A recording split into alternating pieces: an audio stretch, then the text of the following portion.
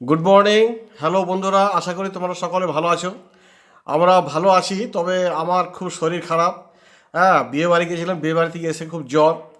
তো আজকে এলাম, অনেক দিন ব্লগ করিনি, ছাড়িনি। বিয়ে বাড়িতে দু চারটে করেছিলাম, হয়তো আপনারা দেখেছেন।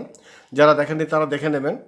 তো বিয়েবাড়ি থেকে আসার পর 3-4 দিন আমার জ্বর হয়েছিল, তো যার ফলে ব্লগ করতে পারিনি। আর সব থেকে বড় ব্যাপার হচ্ছে যে আমাদের ইয়েটা কুম্ভমেলা যে যাওয়ার কথা ছিল সেটা ক্যান্সেল হয়ে গেল। হ্যাঁ, এই 30 তারিখে আমাদের এই যাওয়ার যাবার কথা। কথা ছিল। ট্রেন আমাদের সব বুকিং ছিল, কিন্তু আমার শরীর খারাপের জন্য, খুবই শরীর খারাপ, এখনও পর্যন্ত জ্বর আছে। যার ফলে কুম্ভ মেলা যেতে পারলাম না। কুম্ভমেলায় যেতে পারলাম না, টিকিটটা ক্যান্সেল করে দিয়েছি।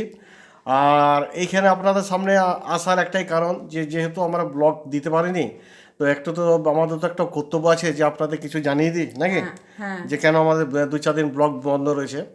তো আশা করছি আর 2-1 দিন পরে হয়তো আমার শরীর ভালো হয়ে যাবে, আপনারা আমাকে দেখেই বুঝতেই পারছেন। তো আমার এমনি 101-1.5 এরকম জ্বর ছিল, যার ফলে ব্লগ বন্ধ ছিল।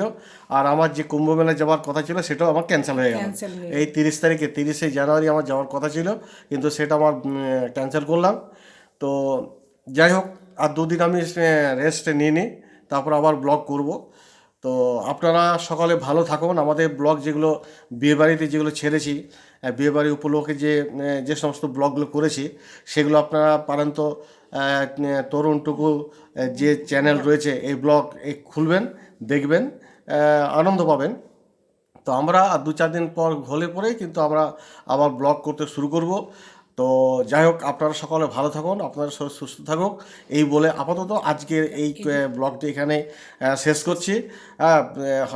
পরবর্তী ক্ষেত্রে আশা করি আমার একটা ব্লগ করব, এবং সেটা একটা শিক্ষামূলক জাতীয় একটা যাতে ব্লগ হয়, সেই নিয়ে আমরা চেষ্টা করব। ধন্যবাদ।